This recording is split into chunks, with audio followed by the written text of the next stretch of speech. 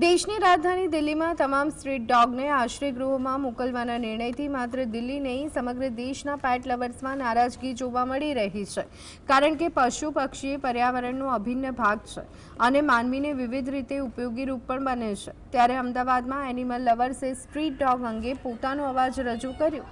અમદાવાદના NIT રિવરફ્રન્ટથી Atal bridge સુધી પેટ લવર્સની rally યોજાઈ, જેમાં રાજ્યના વિવિધ શહેરોમાંથી આવેલા એનિમલ લવર્સ જોડાયા હતા અને દિલ્હીમાં સ્ટ્રીટ ડોગને લઈ પેટ લવર્સ પણ જોડાયા હતા। રેલીનો મુખ્ય ઉદ્દેશ્ય શેરી કૂતરાઓના ખોરાક આપનારાઓના કાનૂની અધિકારો, સમુદાયના પ્રાણીઓની સુરક્ષા અને પ્રાણી સંભાળના માનવીય પાસાને હાઇલાઇટ કરવાનો હતો। અમદાવાદના એનિમલ લવર્સ, પ્રાણી બચાવ કાર્યકરો અને વિવિધ NGOs દ્વારા રેલી યોજવામાં આવી હતી।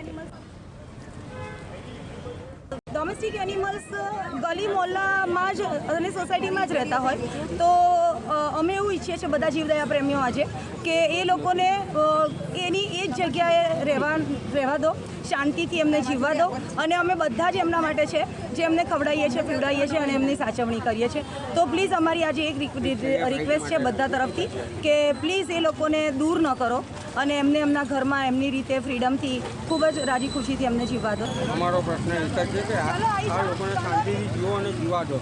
સનાતન ધર્મના હિસાબે આજે અયોધ્યામાં 500 વર્ષ પછી જો રામ મંદિર બનતું હોય તો રામ રાજ્ય આવવાની સ્થાપના થતી હોય તો દરેક જીવો શાંતિથી જીવે ને જીવા।